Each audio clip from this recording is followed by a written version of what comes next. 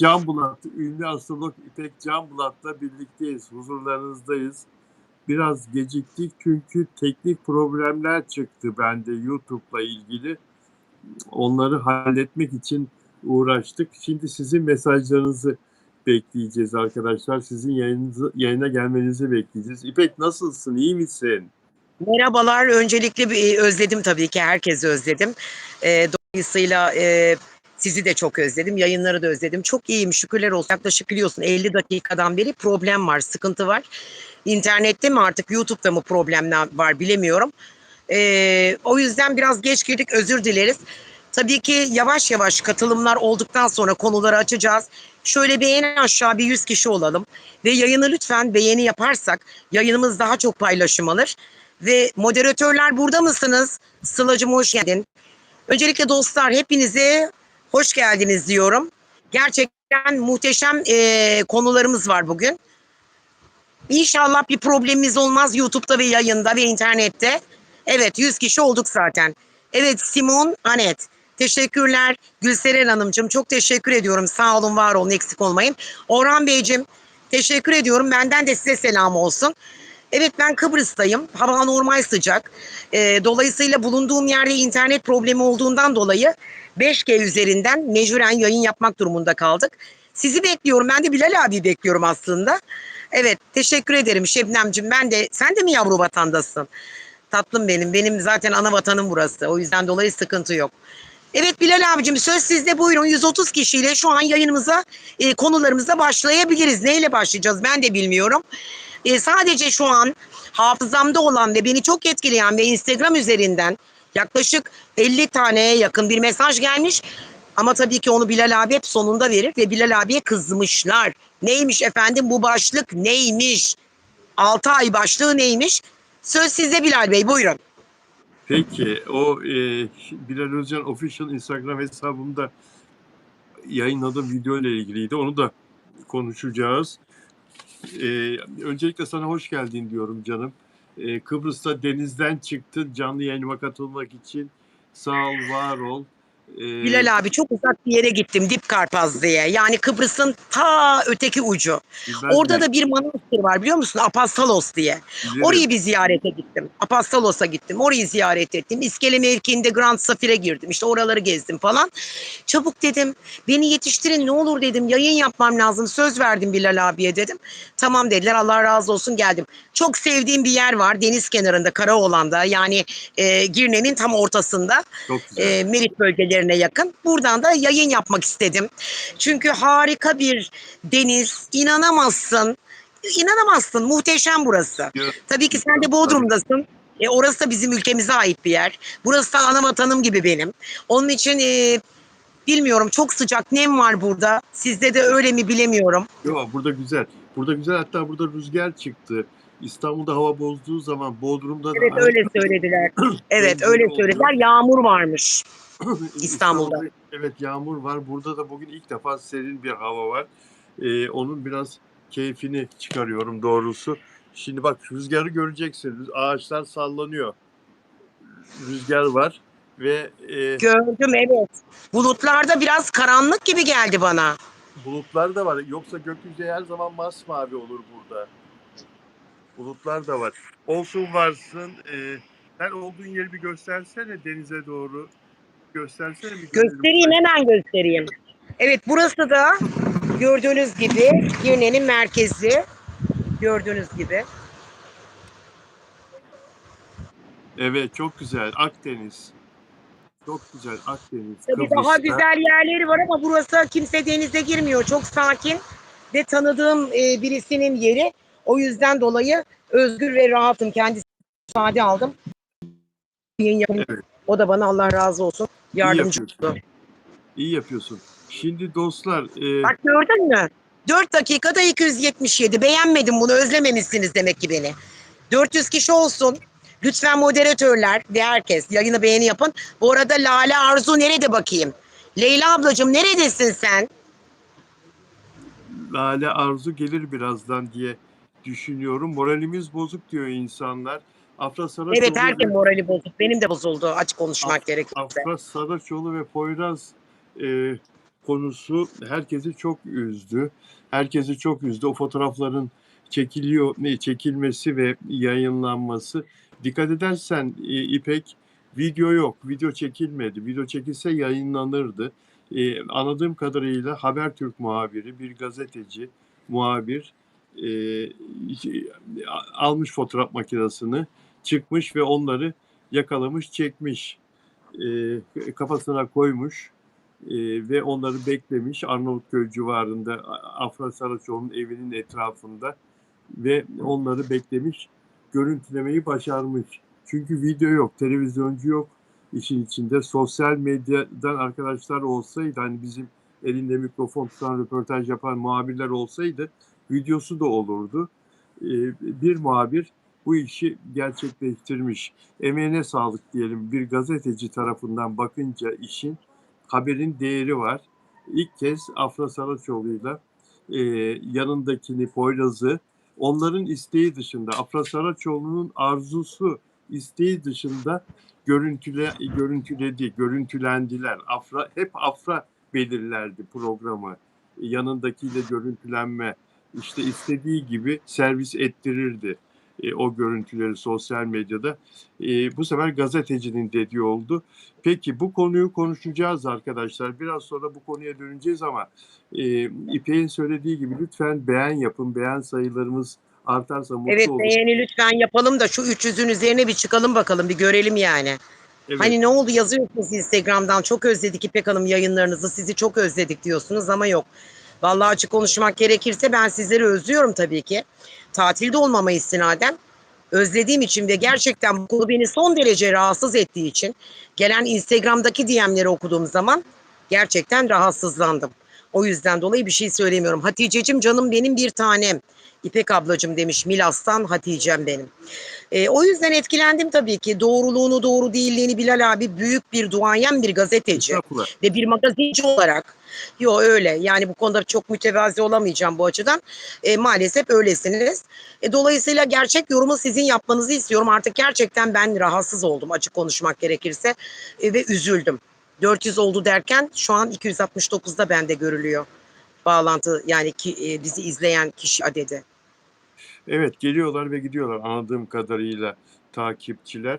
Peki Merhaba. arkadaşlar, şimdi Afra Saraçoğlu ve yanındaki erkekle ilgili konuyu biraz sonra konuşacağız ama öncelikle bu şeyi, Manifest grubunun çok sevilen bir üyesi var. Onu bana çok soruyorsunuz. Hilal Yelekçi, e, Hilal Yelekçi ile bu Agah Uzun, DJ, Hilal'den 11 yaş büyük bu DJ'nin arasındaki ilişkinin gerçek olup olmadığını soruyorsunuz. Fakat ben sizlerin de bu konuda pek çok yorum yaptığınızı da görüyorum sosyal medyada baktığım zaman, sevgili olduklarına dair çok yorum yaptığınızı da görüyorum. Şimdi İpek'ciğim, bu Manifest grubu biliyorsun çok büyük bir çıkış gerçekleştirdi Türkiye'de. 6 kızdan kurulu bu dans ve müzik grubu çok başarılı bir şekilde çıkışlarına devam ediyorlar. Dolayısıyla onların üyeleri de her biri de şöhrete kavuştu ve her birinin pek çok hayranı, seveni var. Bu Hilal de o grubun baş dansçısı ve en çok dikkati çekenlerden biri sahne üzerinde. Hilal Yelek enteresandır. Hilal Yelekçi'nin bugüne kadar yapılan hiçbir röportajında aşk sorusu sorulmuyor.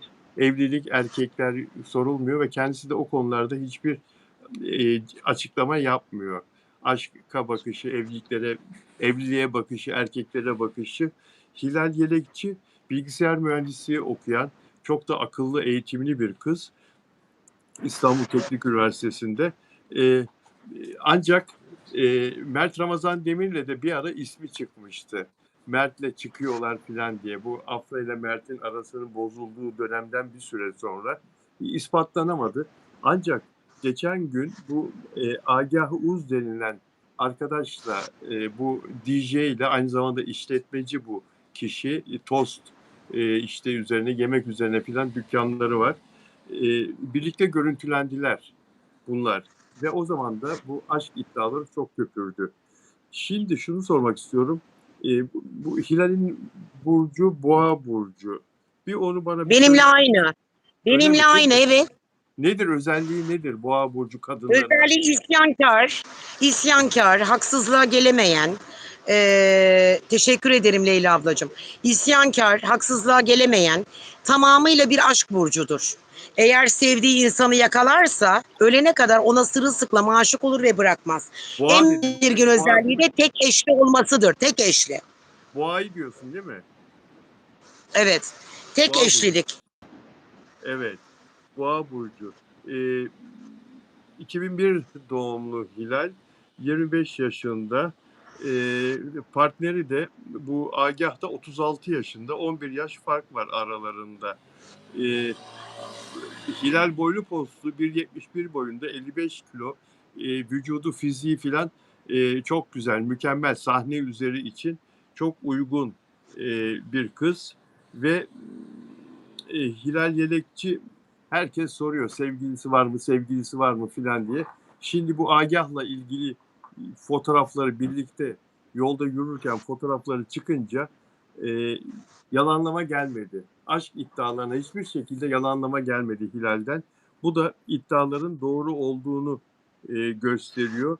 Fanlara göre, hayranlara göre. Peki sence Boğa burcu kadını e, yani şey midir? Sadık mıdır? Sevdiğimi sever mi yoksa gönül mü eğlendirir? Onu merak ediyorum. Asla boğaya göre değildir gönül eğlendirmek. Boğa burcu gerçekten çok büyük bir aşk insanıdır. Özellikle boğa kadını aşkı ama işini ve aynı zamanda parayı da çok sever. Lüksü sever, lüks tutkusu vardır. Hilal'de var mıdır bilmiyorum. Eğlencelidir, sosyaldir ve aynı zamanda toplumda aranılan bir karakterdir. Ve hep göz önünde. Dikkat edin, mesela boğalarda ünlülerde çok var. Genelde medyatik olurlar, televizyoncu olurlar. Yani böyle, nasıl anlatayım ki? Yo, Boğa burcunu bence aşıktır. Ben inanıyorum. Ben buna inanıyorum. Ben Hilal'in gerçekten Agah'la böyle bir şey yaşayacağına inanıyorum. inanıyorum. Çünkü boş yere hayatta ümitsiz, bak şimdi Bilal abi. Hayatına biri girsin, onunla tırvırı bir olay, eğlenmek için, gönül gezdirmek için, gönül eğlendirmek için birlikte olmaz. Dolayısıyla tamamen dolu dolu aşk yaşamayı sever ve dolayısıyla boğanın en belirgin özelliği de sırılsıklam tutkuyla paylaşmamasıdır. Ama eğer biri yanlış görürse bırakır ve ölene kadar da bir daha hayatını almaz. Alsa dahi menfaati için alır. Yani nasıl bir menfaat? Bir yalnızlık fobisi vardır, bir alışkanlığı vardır, ondan dolayı alır.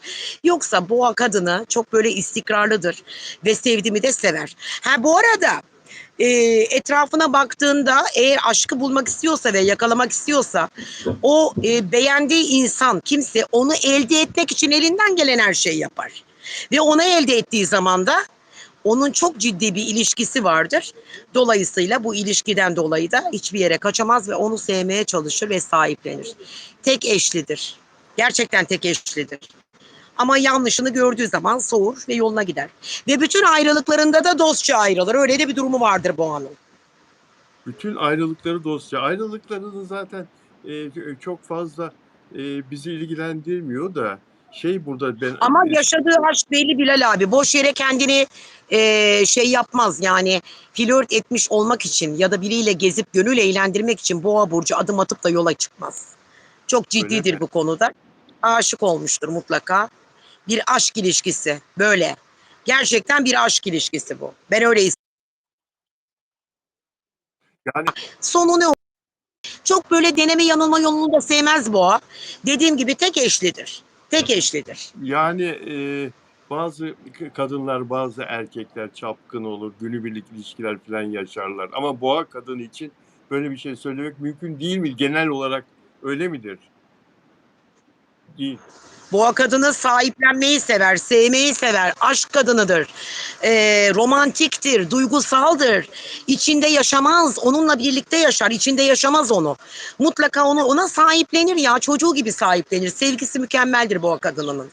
Boğa kadınının en büyük sıkıntısı biraz agresiftir, isyankardır.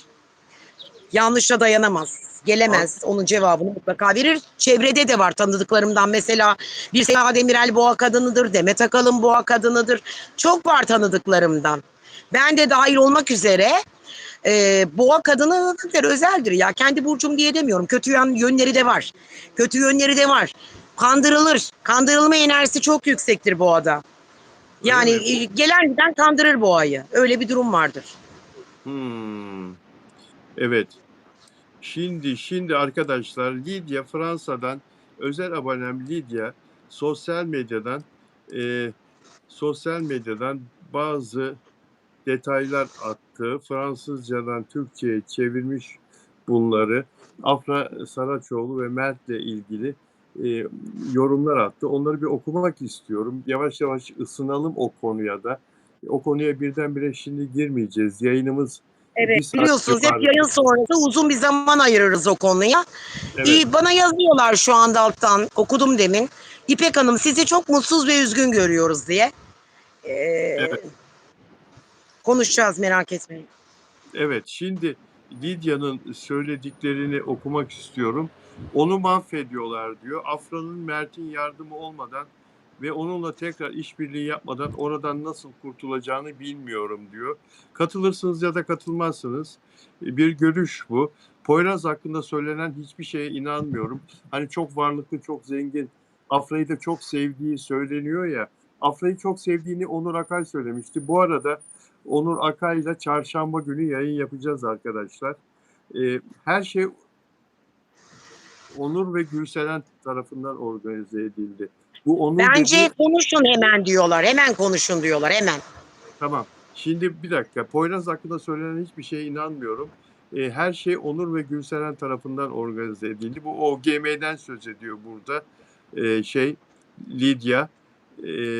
Poyraz tıpkı Kaplumbağa Selin gibi sıradan bir kukla.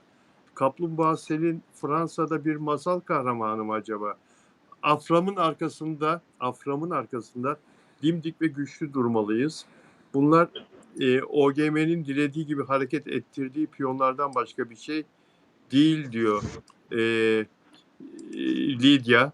Lidya e, Afra'nın Afra'yı yönlendiren, Afra ile Poyraz'ın birlikteliğini destekleyen yapım şirketi OGM'nin arkasında olduğunu söylüyor. Bu yüzden bugün sizinle konuşmak istedim. Afram hayranlarının her yerde olduğunu ve birbirimizi desteklediğimizi söylemek için diyor Lidya. Afram ve Mert'e ayrı markalar olarak inanmaya ve desteklemeye devam etmeliyiz. Ancak sevgililerin gerçek ve samimi olduğuna güvenmeliyiz. Sevgilerinin gerçek ve samimi olduğuna güvenmeliyiz. Afra ve Mert birbirlerini seviyorlar ve hala birlikteler. Bundan şüphe etmemeliyiz diyor Lidya. Manipülasyon birinci yüzyıldan beri İngiltere'de var olmuştur.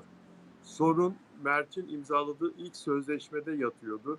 Çünkü o zamanlar neredeyse hiç tanınmıyordu ve sadece birkaç bölümü vardı.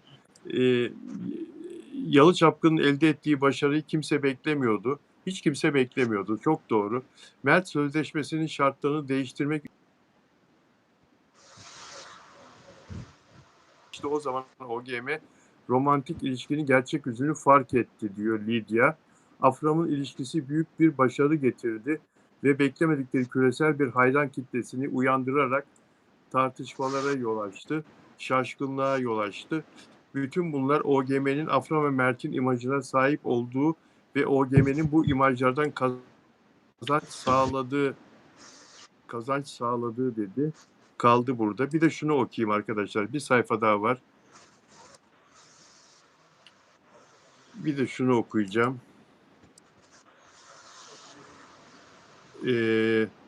Açıldı mı? Evet. Bunlar gerçek kızlar değil. Bu Onur Hanım'ın uzun zamandır düzenlediği ve Mert'in birçok kez karşı çıktığı bir halkla ilişkiler gösterisi. Anlamadım. OGM Yalı Çapkını bittiği için Afram hayran kitlesini yok etmek istiyor diyor. Burada bir ara verin. Çok çarpıcı bir iddia bu. Burada OGM'nin Mert'ten istediği gibi faydalanamadığını iddia ediyor. Mert'le istediği e, patron oyuncu ilişkisini sürdüremediğini iddia ediyor. e, Lidya, Yalı Çapkını bittiği için Afram hayran kitlesini yok etmek istiyor diyor. Afram hayran kitlesi Yalı Çapkını'yla o müthiş uyumla doğmuştu. Afra ve Mert'in OGM ile aktif sözleşmede olduğu ve OGM nezdinde Afram'ın etkisinin çok büyük olduğu için bu durum geçerli. Aslında Delikanlı'nın başarısızlığını Afram hayran kitlesine bağladılar. Çünkü onlara göre biz Mert için başka bir partneri kabul etmedik. Ama bu OGM'nin uzun zamandır aradığı tam da halkla ilişkiler stratejisi. Afra'nın imajını umursamıyorlar. En çok satan Mert'in imajını korumak istiyorlar. Üzgünüm ama Mert Afra'dan çok daha fazla satıyor. Bodrum'daki halkla ilişkiler kampanyasından sonra bu geçen sene Mert'in bir kızla öpüşmesi deniz kenarında. Bunun için çok kötü bir karar olduğunu anladılar diyor. Bu Lidya'nın arkadaşlar yorumları. Peki şimdi ben geçenlerde arkadaşlar burada mıyız hepimiz ama beğen çok az ya. 500 kişi var. 80 beğen var. Evet, beğeni Geri çok az. Caner de geldi. Hoş geldi bu arada Caner. Lütfen moderatörler lütfen beğeni ve biz söylemeyelim yayın sırasında biz söylemeyelim. En azından siz söyleyin ki yayını izleyenler beğeni yapsınlar. Rica ediyorum, ne olur beğeni yapın. Yayın gene düştü. Caner hoş geldin. Peki şimdi Afra Saraçoğlu New York'tan 10 günde dönmüştü ya arkadaşlar. 10 gün mü? En fazla 2 Canım düştü hafta. aşkım. Ben demiştim ki Afra'nın kendi bir röportajında söylediğinden yola çıkarak ben tatilde sıkılırım, bir an evvel çalışmak isterim, işimin başında olmak isterim falan demişti Afra. Ve şezlongda falan yatamam demişti. Öyle uzun uzun günlerce. Ben de demiştim ki işte Amerika'dan o yüzden döndü. Sıkılırım dedi falan o yüzden döndü. Ama sonra döndü. Tekrar tatile gitti. Nereye gitti? Fransa'ya, Güney Fransa'ya gitti. Ve şimdi de işte İstanbul'da yine sevdiğiyle yakalandı. O halde şunu söyleyebilir miyiz İpek? Amerika'dan alelacele dönmesinin sebebi sevdiği Poyraz'a olan özleminden onunla bir araya gelebilmek için bir an evvel. O yüzden alelacele dönüp onunla daha önce yaptığı programları gerçekleştirmek için dönmüş olabilir mi alelacele? Hayır, öyle bir şey yok ki. Yani 2 tane resim gördük. Yanında köpekle beraberler diye, orada burada diye, ben hala daha inanmamakta ısrarlıyım. Anlatabiliyor muyum? Siz yazmışsınız başlık. Tamam, ben herkesin fikrine de saygı duyuyorum zaten. Bilal abicim, sakın yanlış anlamayın ama onu orada gazetecinin Habertürk muhabiri mi dediniz siz? Evet. Görüp işte bir köpekle birlikte yan yana görülmesi, bilmiyorum yani ne derece doğru olabilir, doğru mudur? Yoksa bir arkadaşım, yani yine el ele değiller, yine sarmaş dolaş değiller, yine bir aşk kokulu bir şey değil o. Onun için ben inanmıyorum. Ben baştan itibaren inanmıyorum zaten. Anlatabiliyor muyum? İşte ancak bir de Afra'nın köpeği galiba o, değil mi Bilal abi? Afra'nın köpeği Nagi. Poyraz ne alaka gezdiriyor, onu anlamadım Afra'nın köpeğine. Şimdi o konuya tekrar döneceğiz. Ondan sonra bu programı tamamen bu konuya ayıracağız ama dün akşam Muhtemel Aşk dizisi vardı. Muhtemel Aşk dizisi çok sevilen bir dizi olarak yazın başladı. 5 civarında güzel bir reyting yaptı. Ayça Ayşin Turan'la Ekin Koç'un başrollerde oynadığı şirin, sempatik bir e, aşk dizisi, romantik aşk dizisi. Fakat son 2 bölümle herkesi hayal kırıklığına uğratıyor. Geçen bölüm reyting düştü, 4'lere düştü. Dün akşam yayınlanan bölümde de reyting yine düştü ve bana çok soru geliyor. Bilal abi, bu sevdiğimiz dizi bu gidişle yayından kaldırılacak diye. İlginçtir İpek.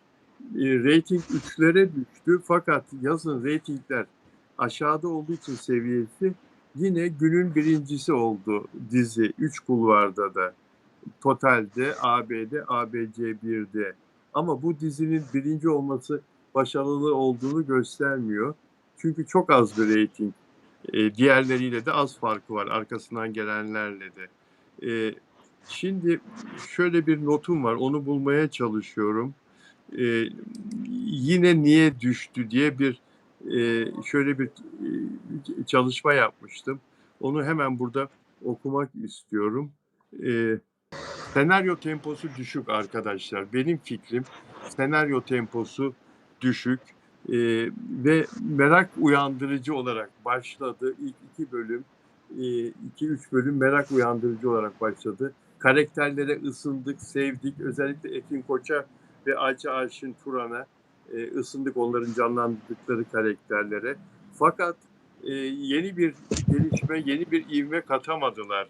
Hele geçen bölümde üçgenin diğer e, kişisi olan üçüncü aktör işin içine fazla katılınca çok sevilen Ekin Koç'la Ayça Ayşin Turan'ın karakterlerinin yanı sıra bu üçüncüye çok fazla yer ayrılınca senaryoda, dizide insanlar kaçtı ekrandan.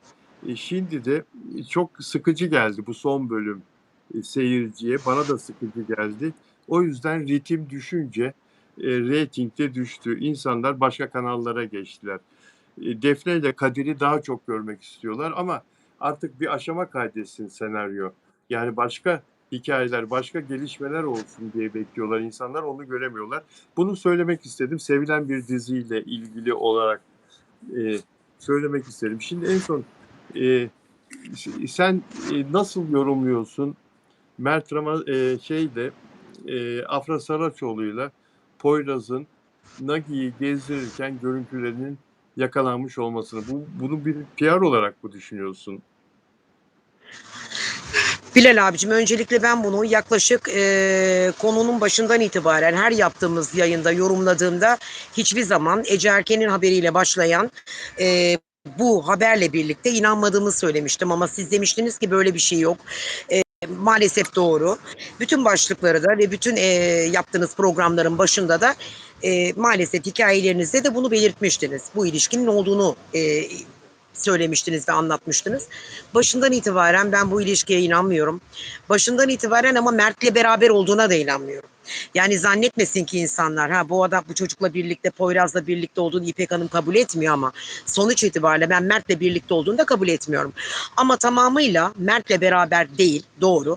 Ama Mert'e karşı yoğun bir duygu ve Mert'in de ona karşı yoğun bir duygusu var. O yüzden dolayı bu konuyla alakalı olarak sadece şunu diyorum: bir PR çalışması olabilir. Bir. İkincisi, belki birilerinin yönlendirmesiyle ortaya bir şeylerin çıkması söz konusu olabilir. İki. Şimdi bir defa böyle, ne bileyim, açık konuşmak gerekirse bir reklam çalışması olduğu bariz belli. Çünkü bu reklam bile eksik yapılıyor. Ben şahsen böyle bir reklam yapsam ne yaparım biliyor musun? Öncelikle bir PR çalışmasıysa yanlış. Bu da başarısız bir PR çalışması. Çünkü bir sarılma yok, öpüşme yok, el ele gezme yok, bir aşk kokan bir şey yok, enerji sıfır olan bir durum. O yüzden dolayı tamamıyla ben bu olaya inanmıyorum. Kesinlikle de böyle bir aşk ilişkisini de onaylamıyorum. Hiçbir zaman da onaylamayacağım. Ya Afra'nın köpeğini Poyraz gezdiriyor. Ya kim inanır buna, Allah'ınızı severseniz. Poyraz eline almış Afra'nın köpeğini. Bariz bir PR çalışması. Aşk yok. Hani nerede yüzük? Bunca zaman oldu. Madem böyle bir ilişkiniz var, çok büyük ve bir yoğun aşk yaşıyorsunuz da niye bunu sıfatlandırmadınız? Niye bu ilişkinin adını koymadınız? Neden bir yüzüğünüz yok? Hadi yahut da aileleri karıştırmadınız. İkiniz bireysel aranızda yaşıyorsunuz da toplum içerisine çıkıp da neden bunu ispat etmeye kalkmadınız? Niye bir el ele tutuşmadınız? Sarmaş dolaş değilsiniz. Ya da aşk kokan bir kareniz neden yok? Ben bunlara sorarım. Yoksa tabii evet, üzüntülüyüm. Bana yazmışlar. Niye üzüntülüyüm? Artık böyle bana biraz saçma, biraz böyle iftiravari, biraz da böyle yalan olduğu bariz kötü kokular alıyorum buradan. Yalan yani bu. Bu gerçek bir şey değil. Ben inanmıyorum kesinlikle. İnanmamaya da devam ediyorum.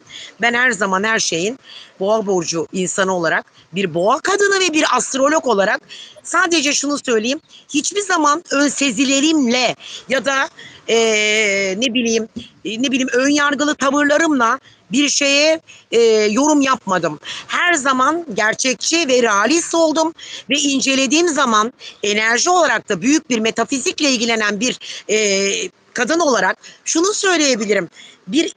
Siz arkadaşlar şurada 512 kişiyiz. Lütfen birinizle yazın. Bakın olumlu ya da olumsuz bütün her şeyi açığım ben. Yazın birinizde. Evet İpek Hanım, biz de bu aşk kokusunu sezinliyoruz diye yazın bana. Bakın öz eleştiriye çok açık bir kadınım. Neden yok?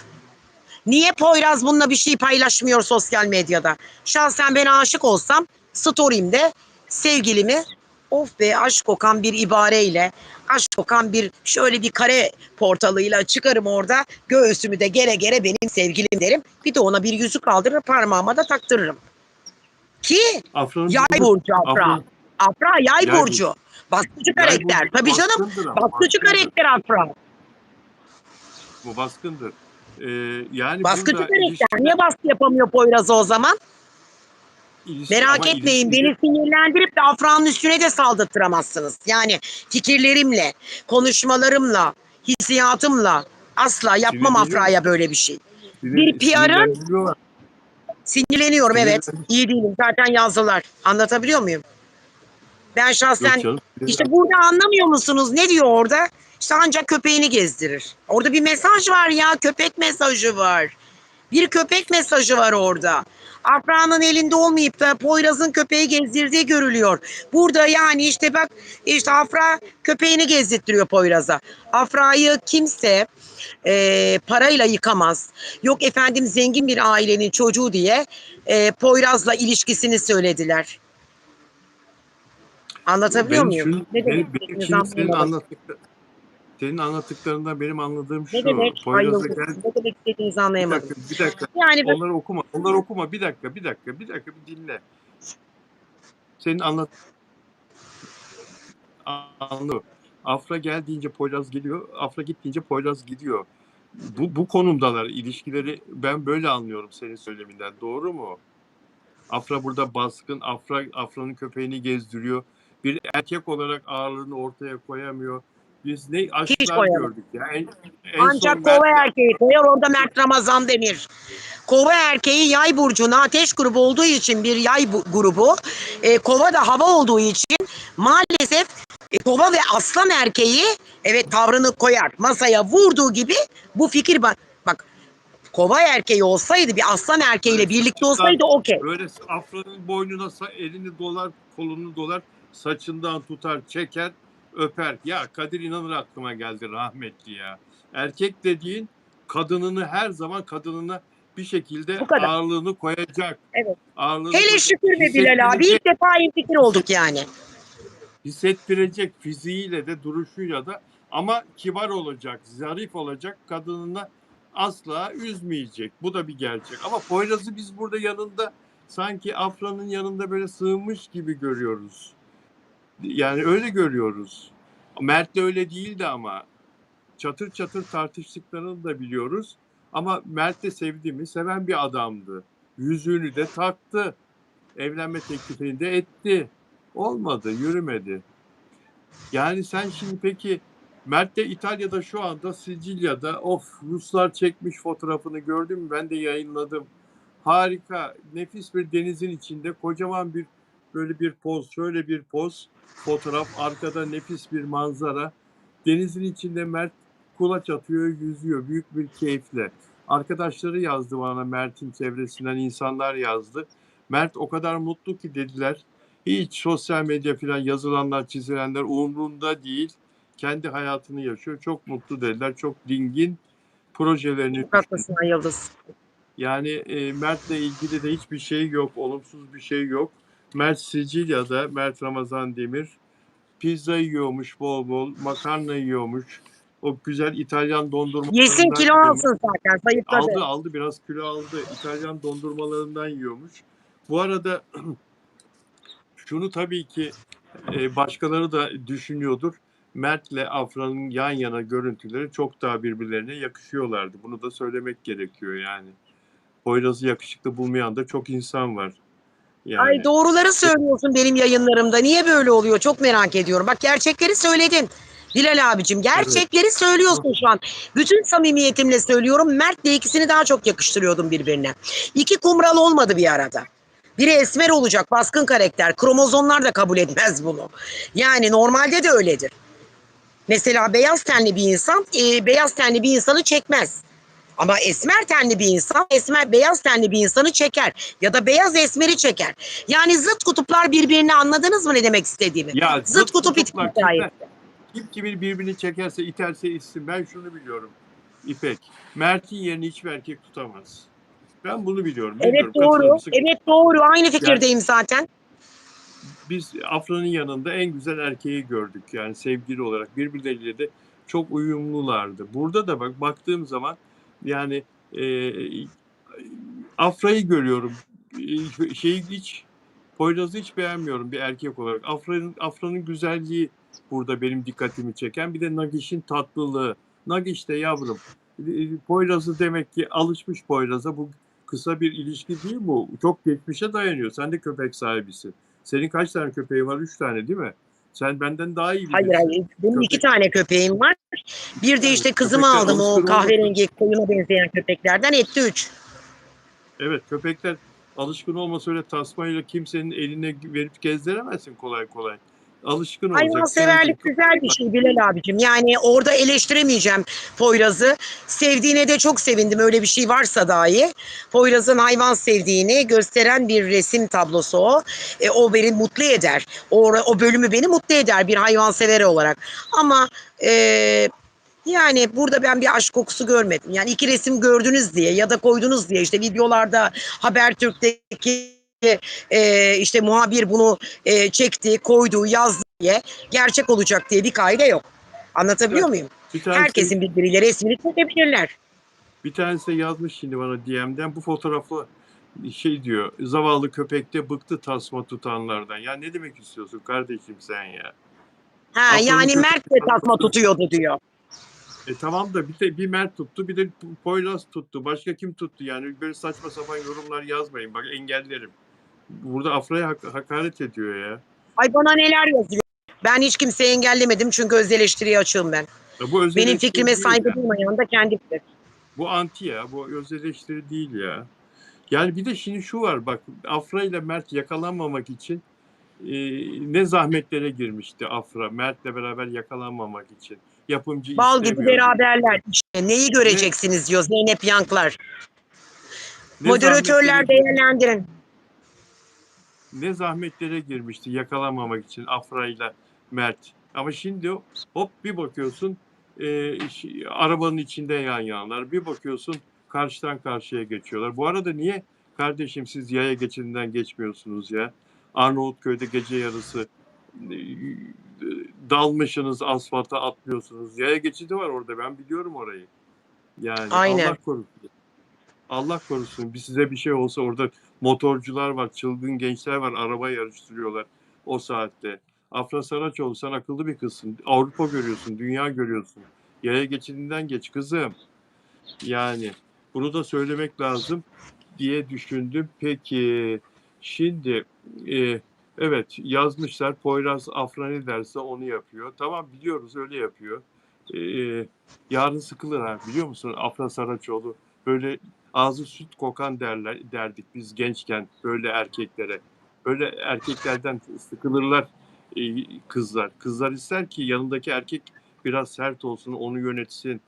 Höt desin kız hemen Ama yani onun biraz şey adı olsun. maço erkek. Yani maço erkek seven tabii ki var. Yani evet maço erkek sever bazı kadınlar. O güçsüz kadın maço erkek sever. Onu da söyleyeyim. Öyle mi? Güçsüz kadın maço erkek sever.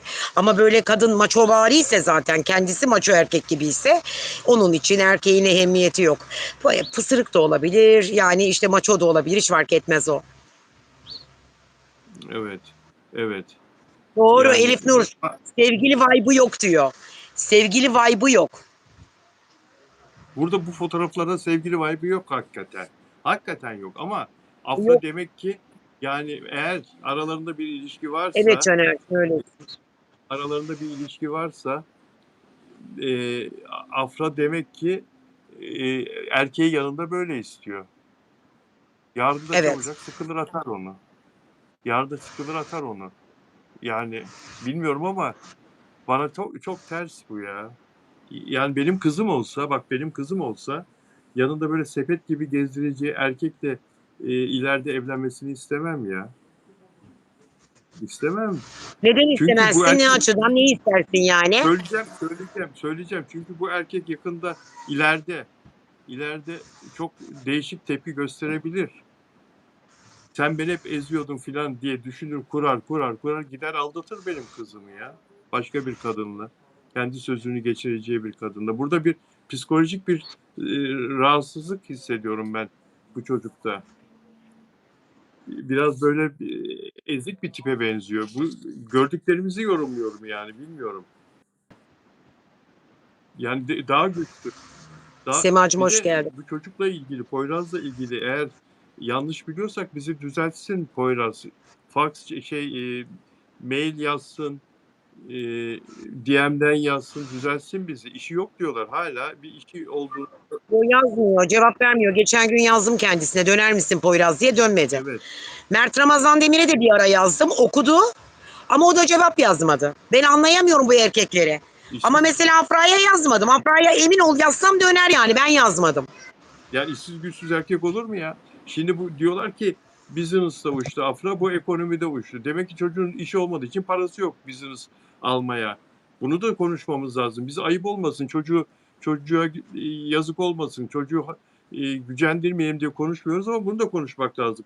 Bodrum'dan İstanbul'a bilet aldım 11 bin lira uçak bileti normal Evet Pegasus'ta öyle, biniyorsun maalesef 11 şu an bin. öyle biletler. Ekonomide Evet öyle. gidiyorsun 11 bin lira. Şimdi ekonomide gidiyorsun normal yarım saat 45 dakika yol gidiyorsun 11 bin lira. Sen Nice'ten İstanbul'a gelirken business'ta kim bilir 170 bin lira mı 200 bin lira mı 250 bin lira mı? Bu çocuk o parayı ödeyemiyorsa sevgilisinin yanında Afra da ona bilet almıyorsa yani ekonomide uçuyorsa bu nasıl taşıyacak Afra Saraçoğlu'nu ya?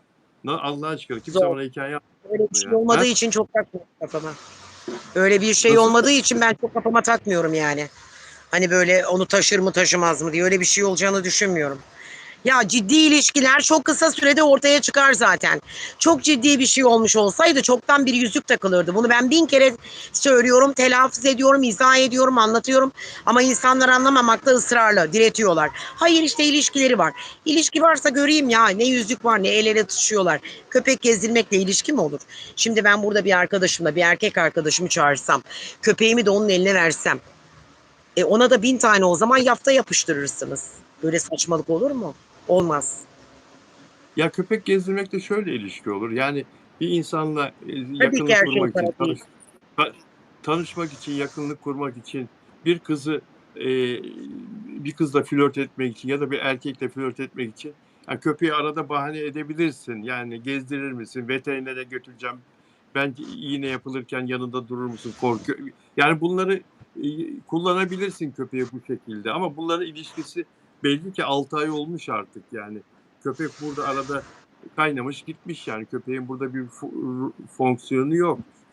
Çişi gelmiş İçim evin içine rahat yani. yapmasın Öyle diye. çok inanmıyorum Evin açıkçası. içine evin içine çiş yapmasın. Orada trafik ışığına bacak kaldırsın diye dışarıya çıkarmışlar. Köpeğin burada bir fonksiyonu yok. Belli yani. Nagiş'i orada arada kaynamış Nagiş. Nagiş de canavar zavallı böyle bakıyor şeye makineye, fotoğraf makinesine. Şimdi Afra Saraçoğlu Fan Global diye sevdiğim bir hesap var. Afra Saraçoğlu'nu seven bir hesap. Müsaade edersen onun yazdığı, bütün bu gelişmelerden sonra yazdığı bir paylaşım var.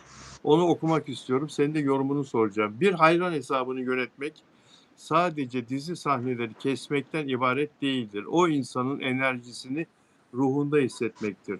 Benim için Afra Saraçoğlu ekranların ötesinde en büyük ilham kaynağıdır. O muazzam yetenek ile insanı büyüleyen o saf samimiyetin nadide bir birleşimi demiş.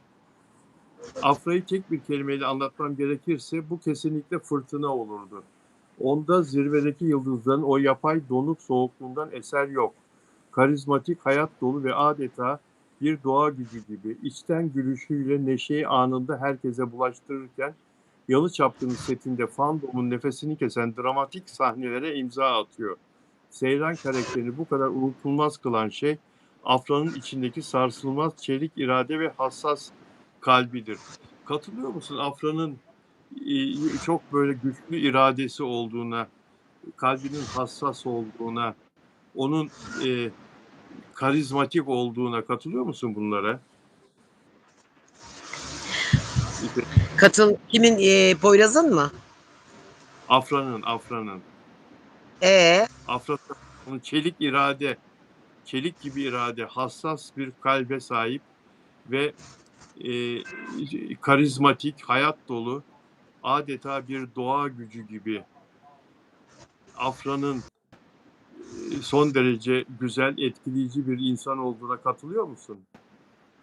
evet, Afra öyle çelik gibi karakterli. Doğru. Katılıyorum tabii ki. Kim söyledi bunu? Katılıyorum ben. Ben Afra'yı burada e, çok güçsüz bir karakter olarak adledemem. Mümkün değil. Ya da ne bileyim güçsüz iradeli olarak da adledemem. O da mümkün değil.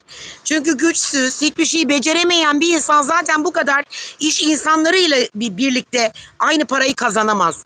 Para kazanmak demek bir emeğin bedelidir, karşılığıdır. Çok para kazanmak demek de hem onun şansının yüksek gittiğini, yaver gittiğini ve aynı zamanda işinde muvaffak ve başarılı olduğunu gösterir.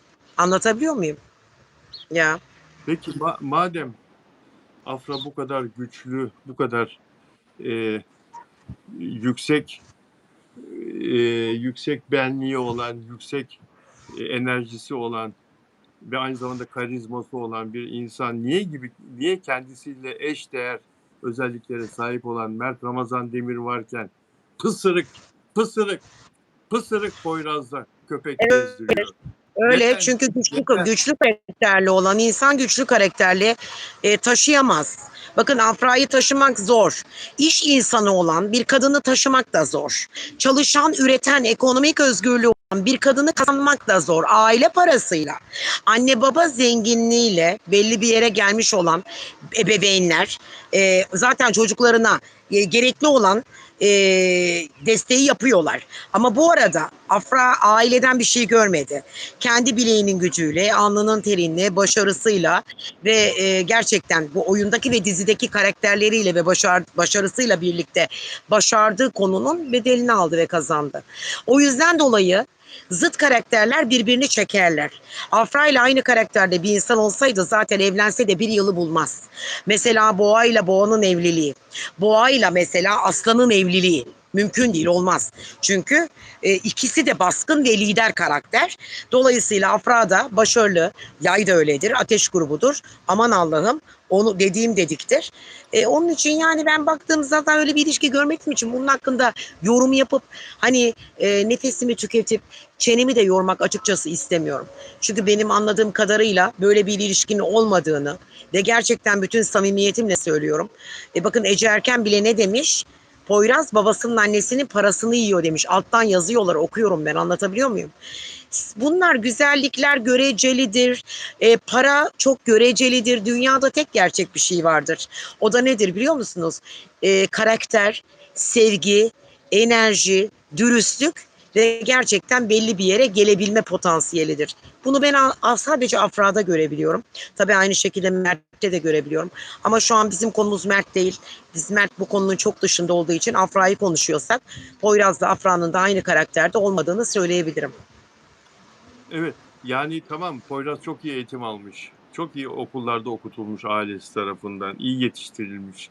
Ee, e, Annesi babası ayrılmış olsalar da işte iyi bir çevreleri olduğu söyleniyor.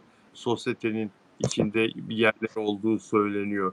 Varlıklı ve iyi eğitim almış bir çevreleri olduğu söyleniyor. Acaba Afra Saraçoğlu'nu e, bu özellikler mi etkiledi? Poyraz'ın ailesinin sosyeteye mensup olması, varlıklı olması, onu iyi okullarda okutmuş olmaları, bu sessizliği onun terbiyesinden geliyor diye düşünmesi, terbiyeli bir çocuk olduğu söyleniyor Poyraz'ın.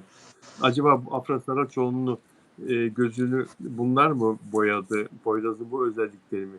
Bu konuda ne diyeceksin? Bazı kadınlar için Evet, önemli mi bunlar? tabii ki. Bu konuda aynı Hı? şeyi düşünemiyorum. Çünkü neden diyeceksiniz? Şimdi üretmeyen birisi olsaydı, mesleği olmayan ya da az kazanan ya da mesleğinde muvaffak olmayan, başarısı olan bir kız olsaydı Afra, belki sizin dediğiniz olabilirdi. Afra'nın ne paraya ihtiyacı var ne de Poyraz'ın ailesinin mal varlığına ihtiyacı var. Afra başarmak için ortaya çıkmış bir karakterdir. Dolayısıyla onun Poyraz'ın ailesinin parasına ya da o statüye yahut da o e, aristokrat bir aile gibi geliyor bana. O ailenin yapısına da ihtiyacının olduğunu düşünmüyorum. Ben sadece sevgiye saygım var. Gerçekten ortada böyle bir sevgi varsa ve bana bunu ispatlayabilirlerse, bana derken tabii ki medyadan dolayı ispatına eğer onay verirsem ve algılarsam, o zaman her zaman iyi şeyler dilerim insanlarla ilgili olarak. Çünkü dediğim gibi sevgiye son derece saygım var. Ama böyle bir enerji almıyorum.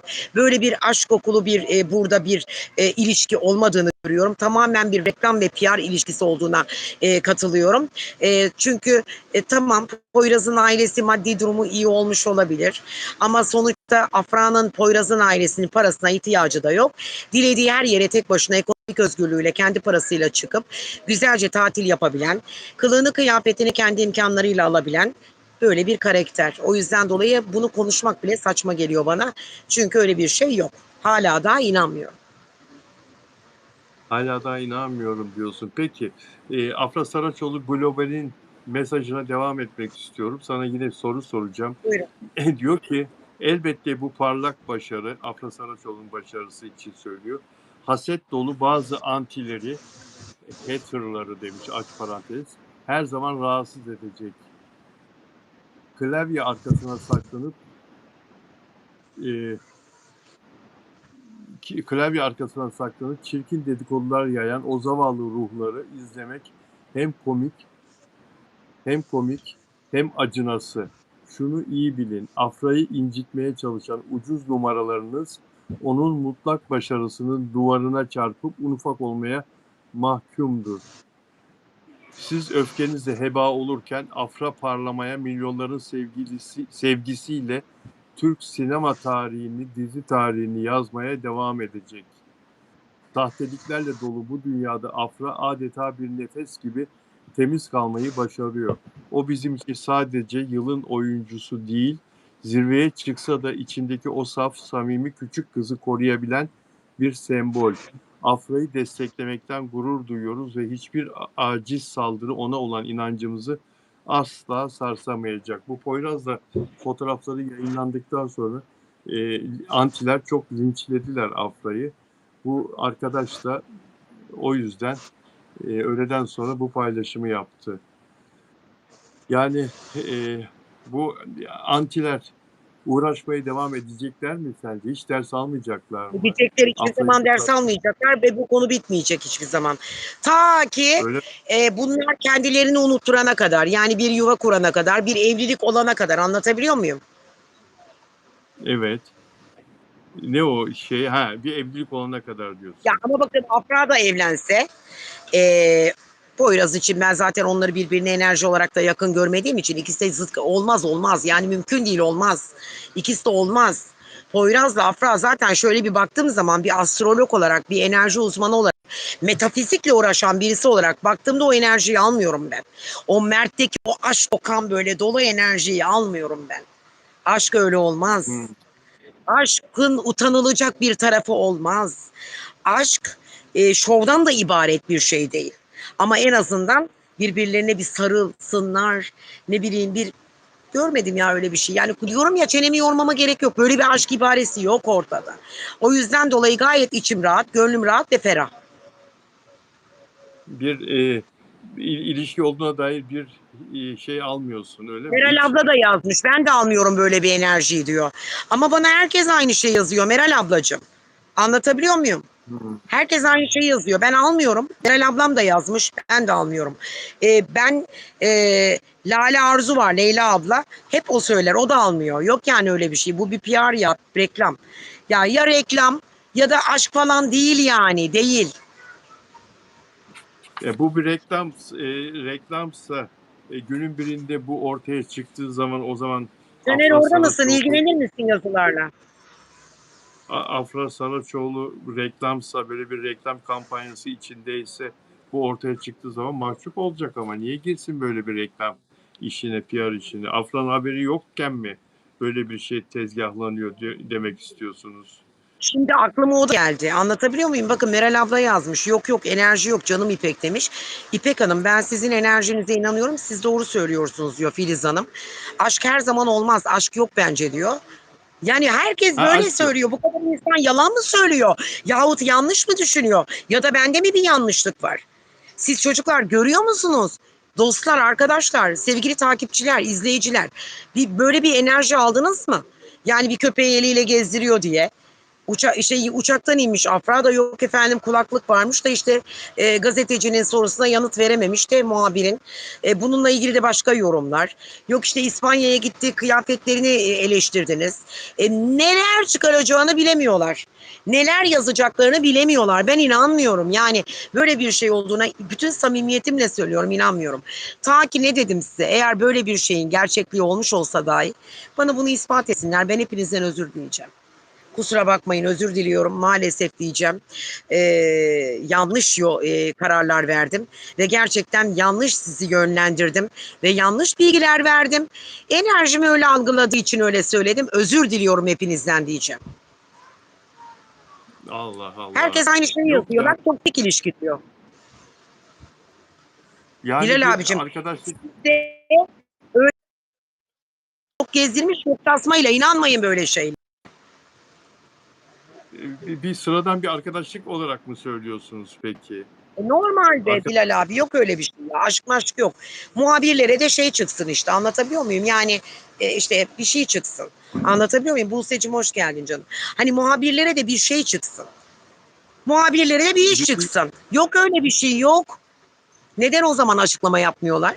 Niye ikisi de ayrı ayrı açıklama yapmıyor? Ben inanmıyorum. Afra'nın yüzünü kapıyor olmasına ne diyorsun? Fotoğraf çekilirken Anlayamadım iki kare, pardon. iki karede fotoğraf çekilirken iki karede eli yüzünde Afra'nın yüzünü gizler Onu gibi da gördüm bana böyle. yazdılar. Niye o zaman kendini kapatıyor? Hayır şimdi böyle bir şey var da güya var da utandım işte ama ya da işte böyle bir şey var ama insanlara da biz söylemedik bunu böyle bir durum var. O değil bu. Bana yazmışlar bu o değil. Anlatabiliyor muyum? Bu o değil. Sema Hanım yazı ilişkisi falan da değil. Ben inanmıyorum. İlişki olduğuna inanmıyorum. PR Yaz işte ya ilişkisi PR. Oyuncu yani Sema sonuçta Hanım diyor PR. ki yaz ilişkisi gelip geçer hani Canım gençlerde Doğan. olur ya yazlığa giderler de bir oradaki Evet Orhan sevgiyle Bey. oradakiyle bir ilişki yaşarlar. Oradaki bir gençle. Gençlerde olur ya yaz ilişkisi. Sema Hanım onu mu kastediyor? Ama yani peki sence yani ateşle barut yan yana durur mu yahu? Bunlar gece olmuş artık hava kararmış. Yan yanalar ya. Köpek de gezdirseler beraberler yani. Bir yere gidip Her oturup bir şeyin şey kokusu belli bir dönem sonra mutlaka ve muhakkak çıkar. O yay burcu insanı. Dolayısıyla Afra hayatında da insan tabii ki hatalar insanlar içindir. Ama yay burcu kadını kolay kolay hata yapmaz. Güçlü bir karakterdir. Dolayısıyla açıklamaya da bilir ilişkisini. Açıklamak zorunda da değil. Ben Mert'le olan ilişkisini baştan da bana tabii ki danışanlar yazıyor. İşte ne bileyim sizin izleyenleriniz DM atıyorlar Instagram'dan ama ben yine de söylüyorum. Afra yani büyük ihtimalle açık konuşayım mı bilmiyorum. Aynı şeyi Elif aynı şeyi ben okudum. Acaba diyorum ki bazı insanlar biliyor musun magazincileri çağırırlar. PR çalışmalarında kendileri de çağırırlar. Burada şimdi Afra'yı da böyle çağırırlar. aman aman aman yani hiç poplayıp da şeye çıkaramayacağım. Anlatabiliyor muyum? Bu bir PR, reklam bu reklam. Neyin reklamı onu da anlamadım. Peşinde büyük bir dizi mi geliyor acaba Eylül'de? Ya da peşinden büyük bir şey mi var? Bak her şey olabilir. Çok büyük bir reklam bu. PR bu. İpek Can Bulat PR diyor arkadaşlar. İpek Can Bulat PR diyor. Gece yarısı oraya gazetecileri, menajeri de çağırmış olabilir o Ama zaman Sündüz Selemo'yu yani. Hanımcığım aşk yoksa Afra Poyraz'la neden vakit geçirsin demişsiniz. Afra akıllı bir kız. Siz PR çalışmasından bahsediyorum. Sanırım beni dinliyorsunuz. Bak Yani Pera oraya dizisi geliyor. menajeri menajeri oraya yönlendirmiş olabilir o zaman, o Olabilir, gazeteciyi. olabilir. Herkesin menajeri farklı. Sonuçta Afra ile Mert'in Evet, menajeri de aynı değil. Farklı. Afra'yı yönlendiren farklı. menajer de tabii. Hera dizisi geliyormuş. Bak şimdi okudum alttan. Pera dizisi geliyor Eylül'de. Eylül'de ya da Ya, Ekim'de Pera dizisini unutulmasın, yayına... gündemde kalınılsın. Güzel bir PR çalışması. Başarılar diliyorum. Çok teşekkür ediyorum ben de sana. Denizden çıktın yayın için. Bir saat konuştuk. Sağ ol. İyi Eksik olma. gidersen 2 saat yapalım yani ama gerçekten artık bu Afra ile Poyraz olayında baştan itibaren söylediğim hiçbir şeye katılmayanlara da saygı duyuyorum. Ama ben aşkı her zaman göz önünde bulundurulan ve aynı zamanda bir karede bir resim, e, yan yana değil canım, ne yapayım ben, köpekle aşk mı olur? Yani köpeğin eline aldı diye aşk mı yaşaması gerekiyor? Hayır efendim, öyle bir şey yok. Yok yani. Evet, Aşk kokan bir şey yok ki burada. Öyle bir enerji görmüyorum ki. Ben enerji uzmanıyım. Ben insana baktığım zaman gözünden anlarım. Anlatabiliyor muyum? Ben baktığım zaman insanı gözünden anlarım. Aşık mı değil mi diye. O enerjiyi de algılarım. Ruhunu bile anlayabiliyorum ki baktığım zaman ne havada ne de Poyraz'da öyle aşk mı olur ya? Aşk sizce öyle mi kokar? Sizce öyle mi olur aşk? doğru söylüyorsun. Arkanda Akdeniz çok güzel. Çok teşekkür ediyorum canım. Yayın Evet, için. bence yayının artık son noktaları olduğu için, evet doğru, Girne'den yayın yapıyorum bu Evet, arada. Kuzey Kıbrıs Türk Cumhuriyeti'ndeyim. Harika bir deniz gördüğünüz gibi. Evet, yayın için zaten buradan katıldım. Çünkü inanılmaz sıcaktı. Şu an biraz hafif esiyor. Evet, benden bu kadar. Eğer vedalaşacaksam izleyicilerinizle şimdiden vedalaşabilirim. sağ ol. Sevgiler. Görüşmek üzere İpek. Hepinizi çok öpüyorum. Hepinizle görüşeceğiz. Güzel hafta sonları diliyorum. Cuma günü hayırlı gündür inşallah. Güzel düşünelim, her şey güzel olsun. Enerjilerimiz güzel olsun. İnanç, tevekkül, dualarımızı ihmal etmeyelim. Hepimiz dünyada sevgi enerjisiyle varız. Gerçekten bu Afra ve Poyraz olayında da böyle bir şey varsa hepinizden özür dileyeceğim. Anlıyor muyum? Estağfurullah. Hepinize son derece seviyorum biliyorsunuz. İyi akşamlar diliyorum. Güzel hafta İyi sonları akşamlar. diliyorum. Hoşçakalın. Size de teşekkür ediyorum Bilal abicim. Bay Ben bay. teşekkür ediyorum. Bay bay. Değerli dostlar, çok teşekkürler bizi izlediğiniz için. İpek Canbulat Girne'den, Kıbrıs'tan katıldı. Ben Bodrum'dan yayın yapıyorum. Yarın inşallah yine görüşmek üzere. Sevgiyle kalın.